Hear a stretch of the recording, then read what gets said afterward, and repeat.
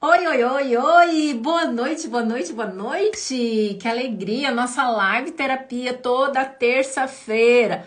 Toda, quase toda, né? Tem alguns dias que a gente não consegue por conta de viagem, de tantas demandas de trabalho, mas no geral, toda terça-feira a gente está aqui. Hoje a nossa live terapia está imperdível, imperdível, porque a gente vai associar psicologia e psiquiatria. Hoje a gente, com muita alegria, atendendo aos pedidos de muitos de vocês que amam ouvir o Dr. João Lorenzini, ele aceitou o nosso convite e vai estar aqui com a gente conversando sobre mente ansiosa.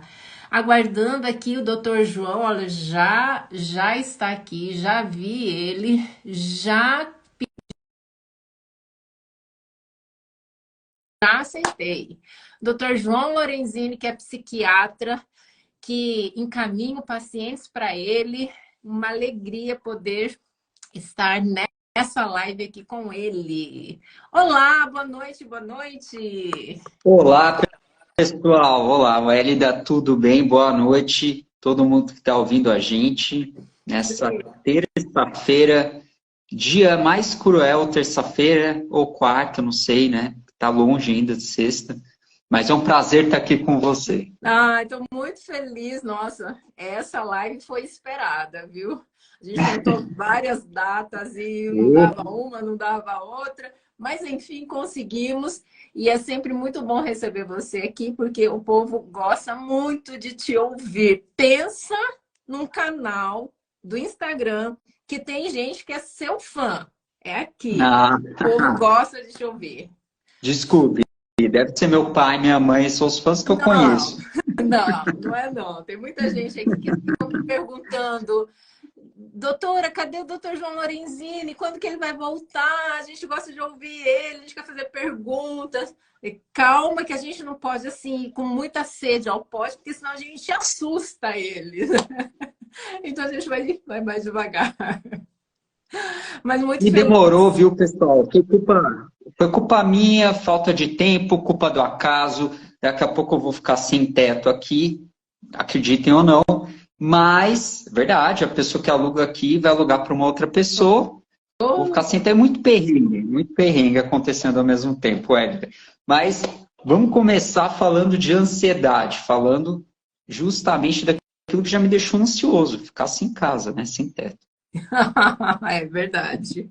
E aí eu já fiz propaganda para o pessoal aqui, doutor, que eu te acompanho, né, pelas redes sociais e vi que você foi para alguns congressos recentes. Falei assim, opa, adoro esses congressos porque vem coisa nova e o que tem de inovações, então a gente precisa aí sugar esse tanto de conhecimentos novos. Então tem que marcar uma live para a gente poder se atualizar o que tem aí, o que a ciência tem, né, oferecido de novo aí nos tratamentos de ansiedade, depressão, bipolaridade. Você é especialista em bipolaridade. Então, já começa, doutor, se apresentando e trazendo para a gente o que tem de novidade, o que mais chamou a atenção nesses congressos que você participou recentemente? Bom, primeiro, é um prazer estar aqui. Para quem não me conhece, meu nome é João Jorge, eu sou psiquiatra, eu atuo presencialmente em São José dos Campos e também via online. Vi pessoas aqui que entraram, que eu conheço, tenho um carinho, gosto de conversar com as pessoas. E dentro da psiquiatria, eu atuo principalmente com transtorno depressivo e transtorno bipolar, que é a minha área de interesse, sou entusiasta no assunto. E em relação à questão da ansiedade, que é o que a gente vai conversar hoje, a ansiedade, por incrível que pareça, ela é um sintoma. Tem gente que não consegue entender isso. Entende que a ansiedade, quando a gente fala aqui de ansiedade, pessoal, ansiedade é excessiva. Isso é importante, a ansiedade faz parte da vida. Quem que nunca ficou ansioso? A gente fica ansioso, a gente fica estressado, faz parte. Vai fazer uma prova, um concurso, a gente está ansioso. Mas a ansiedade excessiva, ela faz parte de diversos quadros dentro de um transtorno mental, pode ser um transtorno ansioso, pode ser um transtorno depressivo, um transtorno bipolar. É comum que o TOC, o transtorno obsessivo compulsivo, tenha também ansiedade. Esquizofrenia pode ser carregada de ansiedade. Então, a ansiedade, ela acompanha muitos quadros. E a questão maior é justamente como que a gente trata essa bendita ansiedade. Tem gente que vem e fala, pelo amor de Deus, me dá alguma coisa que eu não aguento mais essa ansiedade. Bom, em vez de eu falar do congresso inteiro aqui para vocês, claro que a ansiedade foi citada, claro que eu sei que um monte de gente vai me perguntar de CBD para ansiedade, que eu sei que é o canabidiol, já sei. Muita gente me pergunta, e aí o CBD funciona para ansiedade, não funciona para ansiedade? Que medicamento novo tem para ansiedade? Então, isso tudo a gente vai conversando ao longo da live. O que você acha, Ed? Beleza, vamos lá. Vamos lá. Perfeito. Ok. E dessa temática aí, por onde você prefere começar nossa conversa aí? Vou começar falando, então, da ansiedade. Por que que a ansiedade ela está presente em diversos quadros? Isso é importante a gente saber, porque quando a gente fala de ansiedade, isso pode soar muito subjetivo para as pessoas. Então, tem gente que fala que está ansioso, e na verdade não está ansioso, está agitado, está inquieto, está impulsivo, está num quadro de hipomania, ativação. Tem gente que fala que está ansioso, e na verdade a pessoa ela está com depressão, ela não sabe que aquilo é uma ansiedade de fato, mas o que é ansiedade? Vamos caracterizar que ansiedade é medo, é apreensão em relação ao futuro, preocupação excessiva, ansiedade antecipatória, tensão, dificuldade de relaxar. Isso é ansiedade.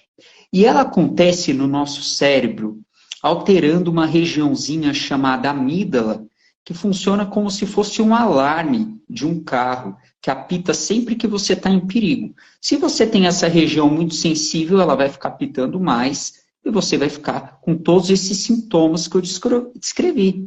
Além disso, tem a ínsula, que gera aquela, dentro do nosso cérebro, uma regiãozinha chamada ínsula, que vai gerar aquele sentimento físico da ansiedade. Muitas vezes na forma de angústia, ou mesmo caracterizado por coração acelerado, entre outras coisas, falta de ar. E, finalmente, tem essa parte da frente do cérebro, que é o córtex pré-frontal, que vai frear essa ansiedade, vai tentar interpretar ela. Então, vocês veem que é um mecanismo cerebral. Só que esse mecanismo cerebral libera vários hormônios relacionados ao estresse, e isso pode cursar junto com outros quadros que também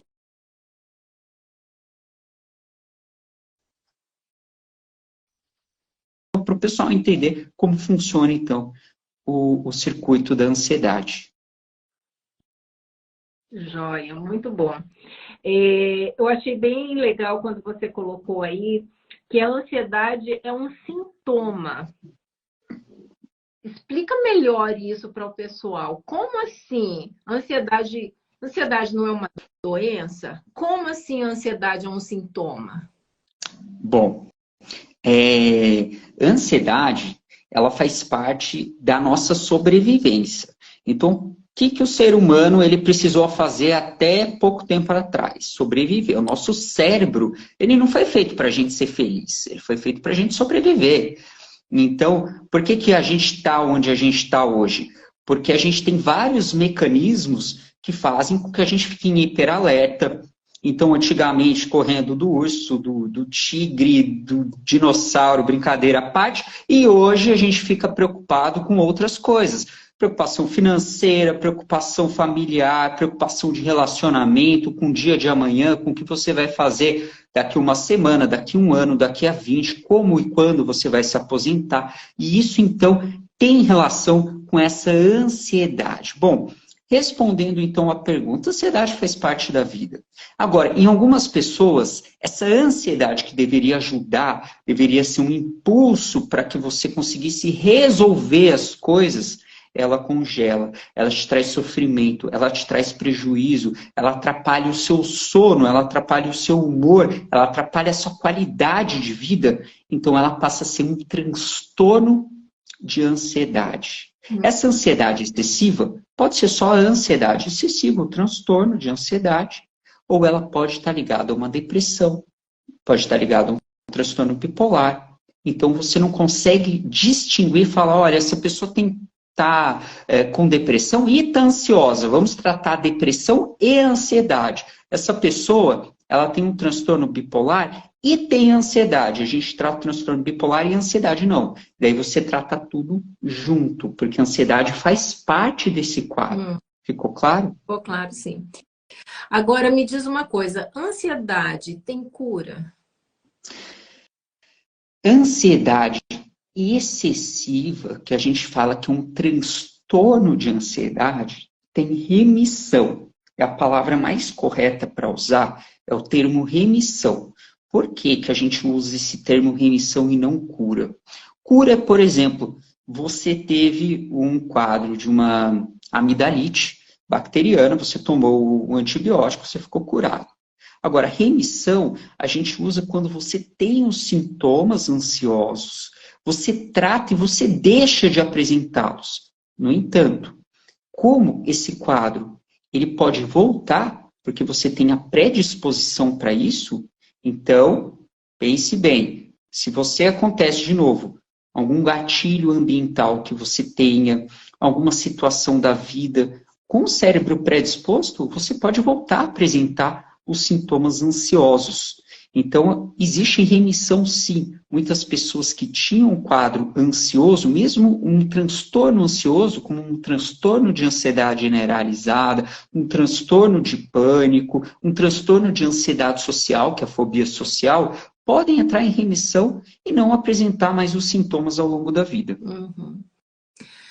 Doutor, qual a diferença de crise de pânico e crise de ansiedade?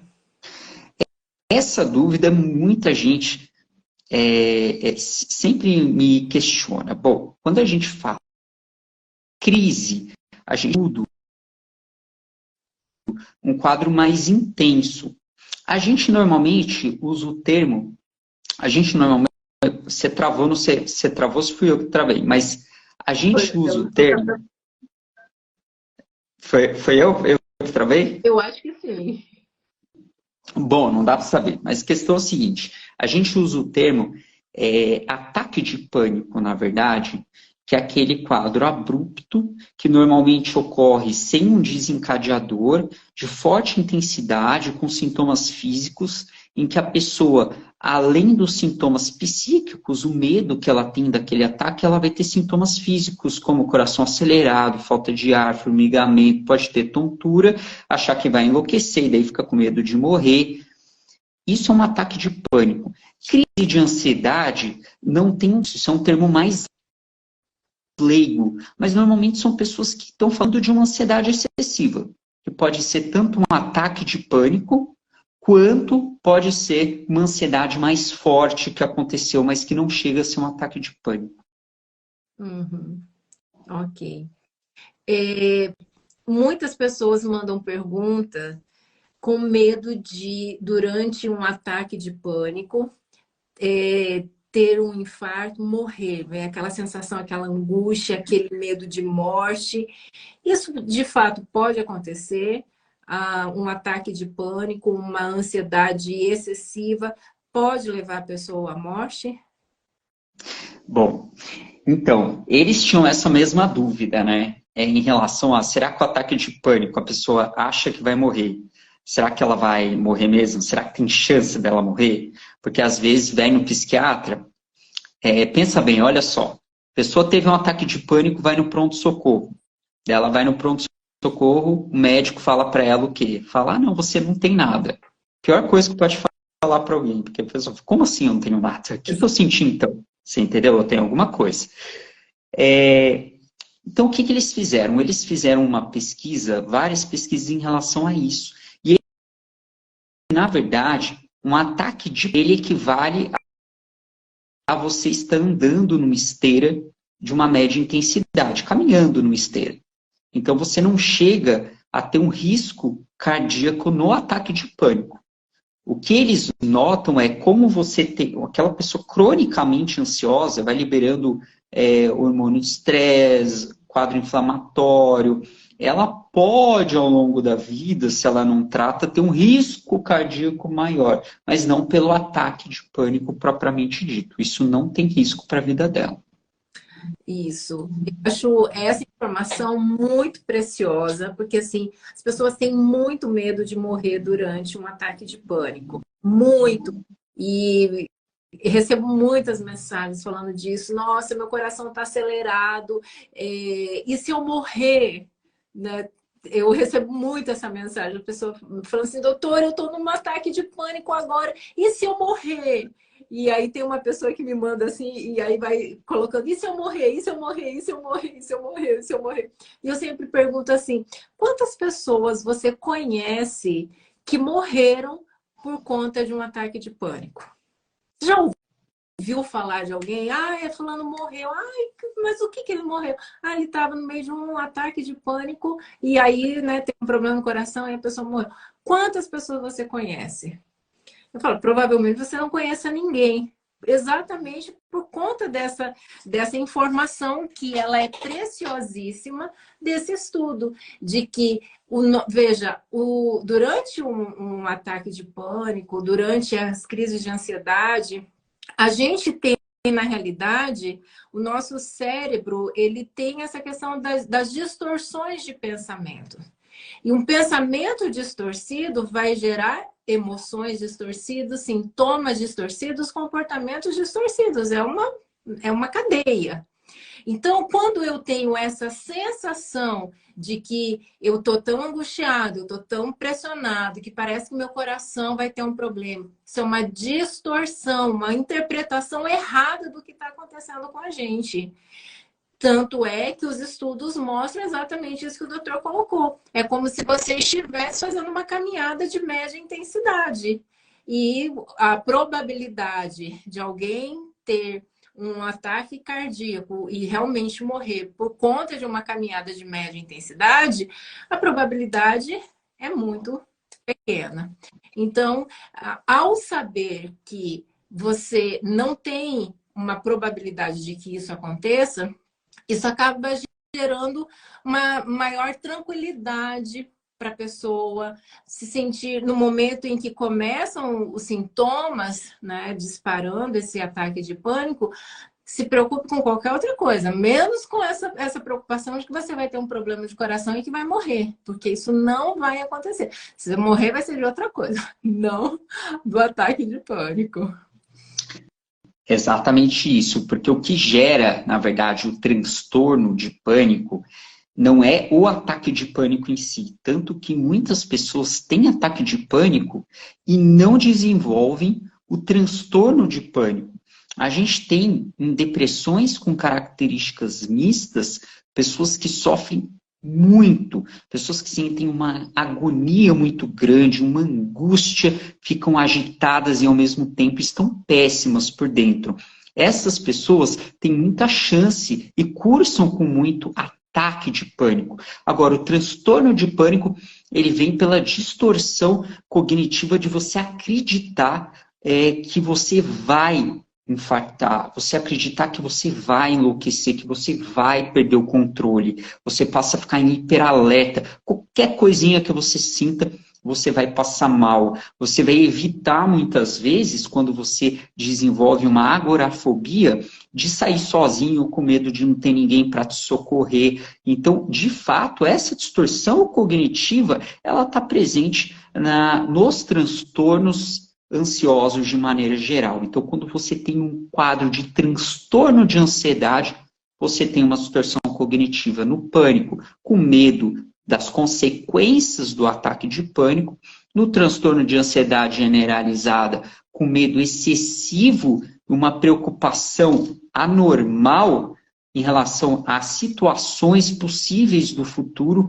quando você tem um transtorno de ansiedade social, um medo da exposição muito grande. Então, você está tendo uma distorção cognitiva em todos esses aspectos. Ok. Uma outra pergunta que chegou aqui para a gente, né? Eu, durante a semana aí tenho aberto caixinhas de perguntas e o pessoal envia perguntas, dúvidas, e aí a gente aproveita aqui para, né, sabastinar o doutor. Doutor João, ansiolítico cura a ansiedade? Como é que essa questão da medicação? Outra pergunta aqui que eu já vou colocar junto também. Todo mundo que tem um transtorno de ansiedade precisa de medicação?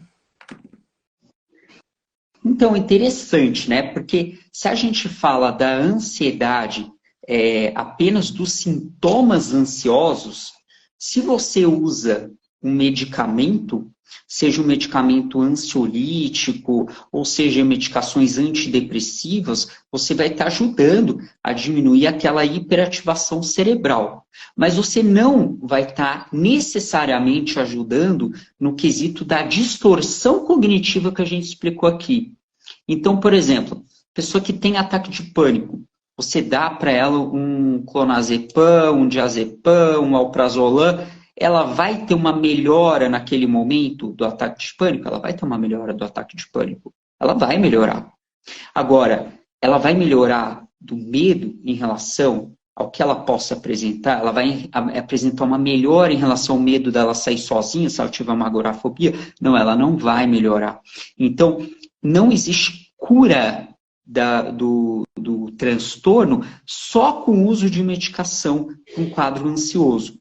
Não existe. Tá? A pessoa dificilmente vai entrar em remissão se o transtorno de ansiedade for de fato um transtorno que cursa com uma distorção cognitiva. Vai precisar de psicoterapia associada. Isso é praticamente invariavelmente. Então, tem pessoas que, melhorou praticamente 100% só com a medicação. Ótimo. Mas se ela não tiver psicoterapia, a chance dela melhorar de fato e manter e sustentar a melhora diminui bastante. Os estudos, eles apontam que a melhor combinação para um transtorno de ansiedade é sempre medicação. Melhor tratamento é medicação e psicoterapia.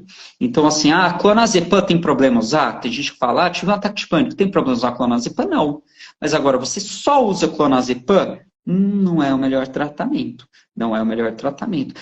E antidepressivo? Antidepressivo legal, ajuda pra caramba em transtornos de ansiedade.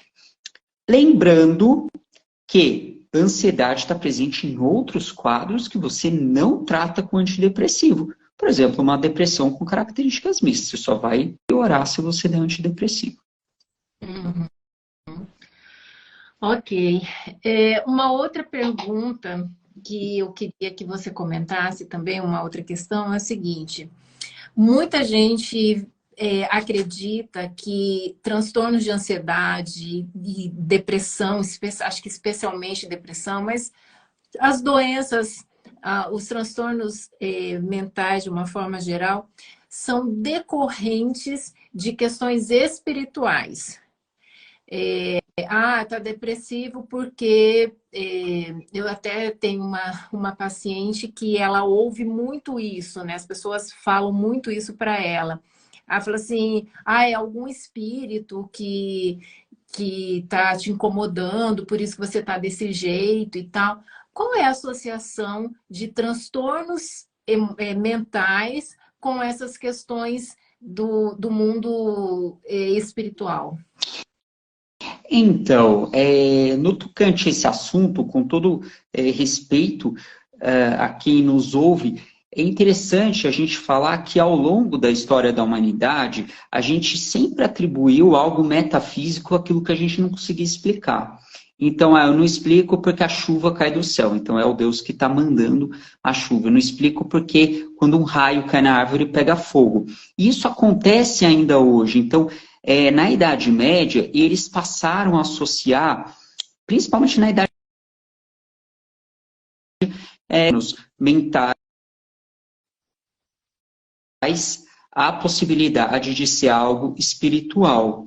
E a gente sabe hoje que não tem uma relação entre a pessoa estar com um quadro depressivo, uma mania, uma depressão mista, uma ansiedade, etc., com questões religiosas ou espirituais. E tem que ter cuidado, porque às vezes, ao falar isso para alguém, você deixa a pessoa pior, porque ela vai falar, poxa, mas espera aí, mas eu acredito em Deus, ou por que eu estou sendo punida?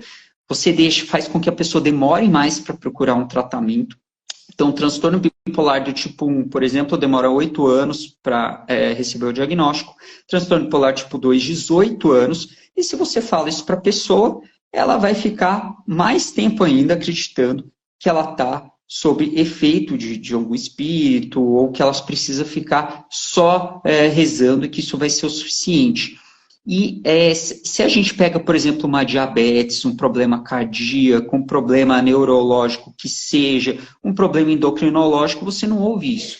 Então é uma questão histórica de você achar que os transtornos psiquiátricos são transtornos que podem estar relacionados a questões metafísicas. Isso não é verdade. São questões cerebrais que são muito mais complexas. Tem questão em relação à história de vida, coisas que já aconteceram com a pessoa, predisposição genética, alteração cerebral. Então, é muito mais complexo do que você simplesmente falar uma coisa dessa para a pessoa que sofre. Ok. Doutor, quando a gente atende pacientes ou conversa com as pessoas em geral, que a gente levanta a pauta da necessidade de buscar um psiquiatra, de buscar uma medicação para auxiliar nessa questão dos sintomas que estão prejudicando a pessoa. Uma pergunta que geralmente as pessoas colocam, e eu acredito que no consultório eles façam muito para vocês também, é a seguinte: vou ficar dependente da medicação? Como que hoje está essa questão de dependência da medicação? A medicação, ela vicia mesmo? A pessoa ela começa a tomar medicação psicotrópica e ela nunca mais vai conseguir se libertar disso? Então, respondendo a sua pergunta, não. Na grande maioria dos casos, os medicamentos que a gente dá na psiquiatria, eles não viciam, exceto medicações benzodiazepínicas, medicações tarja preta. Então, por exemplo, você dá para a pessoa um Rivotril, a pessoa toma um Rivotril, toma uma vez por semana um Rivotril porque teve ataque de pânico, ela vai viciar? Provavelmente não. Agora, você pega antigamente, quando se dava Rivotril para todo mundo, que tinha qualquer coisa, a pessoa toma 20 anos Rivotril todo dia para dormir. Ela está viciada num Rivotril. O Zolpidem ele pode viciar. Tá? O Zolpidem é um medicamento que não é tarja preta e é exceção à regra, então ele pode viciar. Agora, a maioria dos medicamentos psiquiátricos, eles não viciam. Eles não viciam simplesmente porque eles não vão estar relacionados à área de recompensa cerebral. Então, eles não viciam. É muito comum a pessoa ela achar que ela vai ficar viciada ou que ela está viciada, porque quando ela tira o medicamento, ela piora. Isso não significa que ela está viciada, significa que ela tem um quadro crônico e que se ela deixa de tomar o medicamento, ela vai piorar. Então, a gente tem que ter esse cuidado de distinguir quando é de fato um vício, como, por exemplo, um clonazepam, que pode causar, de fato, né, um vício a longo prazo, um Zolpidem, dependendo de como é usado, nem todo mundo vai viciar, ou se é um quadro que a pessoa simplesmente piora. Ok. E me diz uma coisa, geralmente as pessoas que começam... É muito comum também, as pessoas começam a fazer tratamento psiquiátrico, tomar medicação e aí começam a se sentir melhor e falam assim, já tô boa, não preciso mais da medicação e tiram a medicação por conta própria. Qual é o impacto disso? Eu posso acordar e falar assim, nossa, eu tô tão zen, tão paz e amor, tá tudo perfeito, não preciso mais dessa medicação, não vou mais tomar essa medicação.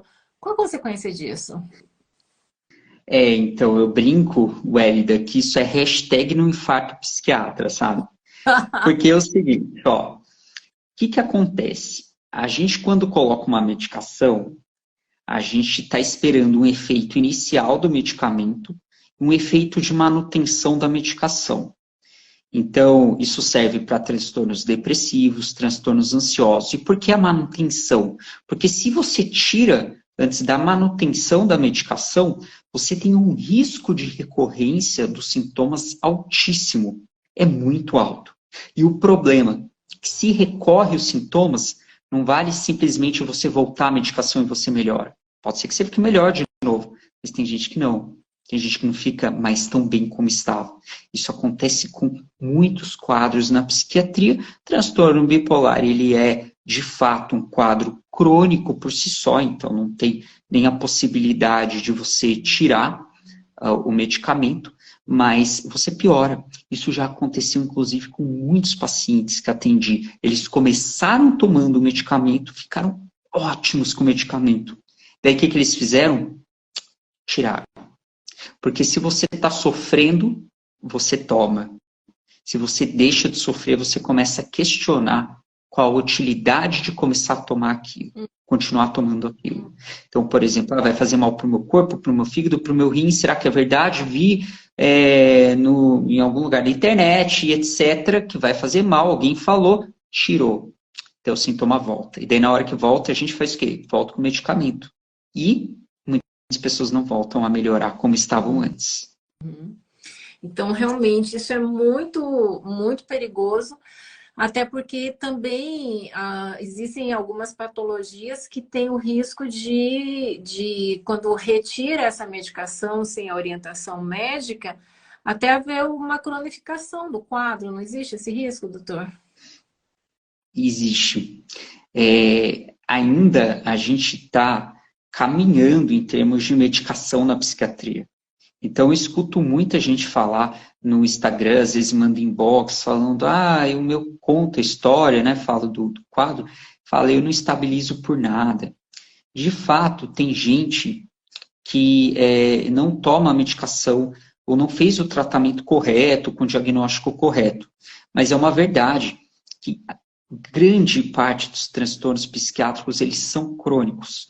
E se você tem a possibilidade de tratar logo no início, ou se você entra em remissão, vale muito a pena você manter. Porque se você fica tirando a medicação, volta o sintoma, volta a medicação, tira a medicação, volta a medicação, você está produzindo no seu cérebro maior quantidade de alterações. Alterações inflamatórias, imunológicas, endocrinológicas, vários tipos de alterações que vão ter um impacto ao longo prazo. Então, você tem um risco de cronificar. A pessoa tirou 5 vezes a medicação. Na sexta que ela tira, ela volta, não adianta, ela já começou a cronificar o quadro depressivo dela. Então, o prognóstico, ele vai piorando. Vale muito a pena, então, colocou a medicação, mantém. Pô, mas tá me fazendo mal. Então, avisa a pessoa que está te tratando. Avisa, o objetivo não é de fazer mal, mas mantém o bendito do medicamento. Uhum. Doutor, quando é hora de buscar um psiquiatra? É interessante, né? Porque eu já me perguntaram isso claramente e eu já montei vários tipos de resposta. Teve uma, inclusive, que eu falava o nome de todos os transtornos psiquiátricos, tudo que podia acontecer, e ficou uma coisa de 50 minutos falando. Basicamente assim, quando você deve procurar ajuda? Essa é a pergunta. Mais do que o psiquiatra, quando você deve buscar alguém especializado? Você deve procurar quando você tem um quadro que você acredita que aquele quadro ele deixou de ser algo considerado normal. Você tem um sofrimento porque aconteceu uma coisa ruim, uma coisa triste, isso é normal. Todo mundo sofre, todo mundo tem dor ao longo da vida, faz parte da vida. A vida, muitas vezes, ela pode doer, mas é um sofrimento que mantém, é um sofrimento que persiste, que te causa prejuízo, altera você cognitivamente no trabalho, em relacionamento, seja pela forma de você ser, de você apreender o mundo ao seu redor, ou porque você não consegue controlar seus impulsos, ou porque o seu humor oscila, o seu sono é ruim, o seu apetite é desregulado, você tem uma alteração que provavelmente abrange o seu cérebro. O seu cérebro ele está alterado, então você precisa procurar ajuda. Que ajuda? Primeiro psiquiatra ou primeiro psicólogo? Procure alguém especializado. Especializado. Não adianta procurar, como eu já ouvi, Hélida, muita gente falando que procurou o psicólogo ajoelhou na pessoa, começou a chorar junto, ou rezar junto. Ixi, isso daí é só a ponta do iceberg. Mas já aconteceu. Ou um psiquiatra, por exemplo, que fala que você pode fumar maconha, por exemplo. Alguém que fica... isso não, mas procure alguém especializado. Porque é a parte mais importante do seu corpo. É o cérebro. É a parte mais importante. Então, você precisa procurar alguém que você confie e que vai tratar muito bem dele, como se fosse seu. Exatamente.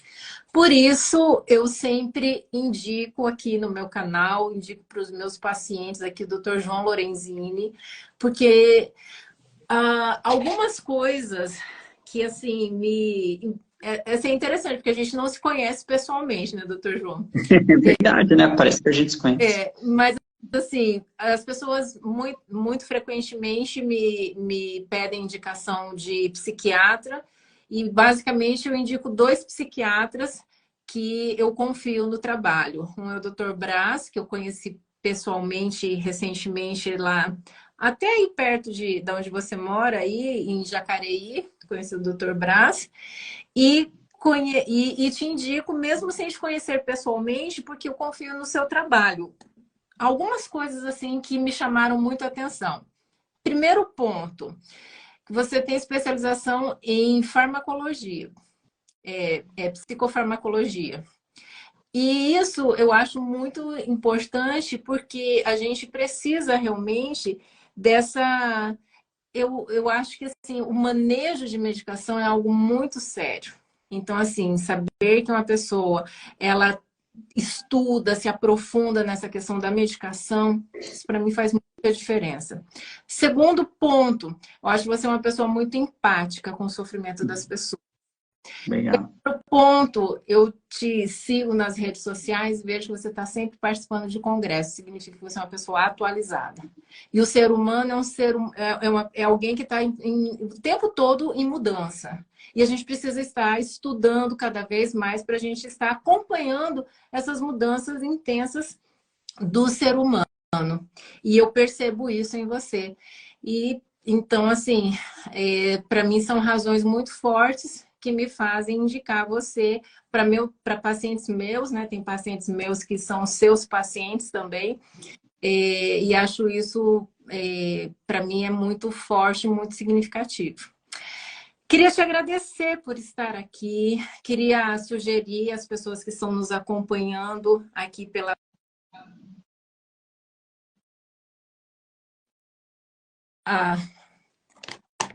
o carregador aqui, que a bateria estava fraca. Sugerir às pessoas que estão nos acompanhando aqui para entrar no seu perfil, conhecer o trabalho que você faz, o conteúdo de qualidade. A gente vê nas redes sociais tantas pessoas colocando conteúdos duvidosos, conteúdos errados. Eu acho que a gente precisa divulgar, as pessoas estão fazendo um trabalho sério, divulgando conhecimento, informação, transformação na vida das pessoas. E o seu canal realmente é um canal que tem trazido transformação para muitas pessoas. Por isso eu sempre indico aqui, sem medo de errar, porque eu sei que o trabalho que você tem feito tem, de fato, gerado transformação na vida de muitas pessoas. E aí eu queria te agradecer pelo seu tempo, por ter estado aqui com a gente e dizer que as portas estão sempre abertas para que você volte muitas e muitas outras vezes também. Eu queria agradecer tantos elogios, né? E dizer que, claro que eu volto, vai ser um prazer muito grande voltar. É sempre muito bom estar aqui. Quem tiver dúvidas sobre a nossa conversa de hoje, né, Hélida, pode falar no meu Instagram, no seu Instagram, pode mandar mensagem, @Dr. João Lorenzini, está aqui no meu Instagram. Eu também tenho um canal no YouTube que chama Café com Psiquiatra. Uhum.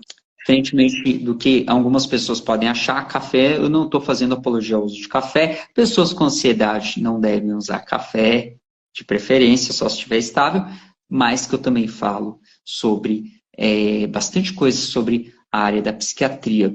E também tem um Telegram. Então, de tempos em tempos, eu abro o Telegram através do Instagram, que a gente consegue conversar melhor de forma mais aprofundada sobre vários assuntos. É um prazer muito grande estar aqui falando sobre um dos piores sintomas que alguém pode ter, que é a ansiedade terrível. O Brasil é o país mais ansioso do mundo. Uhum. Então, o porquê a gente pode ficar 50 minutos aqui conversando do porquê. Então, mas as pessoas sofrem muito com ansiedade. E a ansiedade é algo que é muito relevado, acreditando que é a forma da pessoa ser. Então, vale a pena a gente conversar sobre isso. Eu queria te parabenizar pelo canal, por trazer pessoas aqui para ouvir sobre isso, e você acaba aliviando essas pessoas e o sofrimento delas, passando informação. Uhum.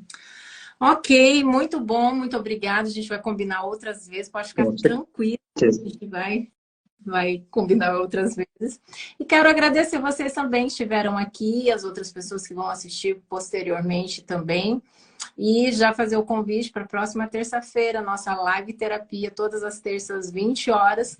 A gente tem o compromisso marcado aqui, a nossa terapia online aqui, para a gente falar sobre ansiedade, como a gente pode tratar a nossa mente, nossos pensamentos, nossas emoções, trazendo maior qualidade de vida para a gente, para a nossa família também. Beijo a todos, um beijo no coração, fiquem com Deus, uma boa noite, até terça-feira que vem. Tchau, tchau. Tchau.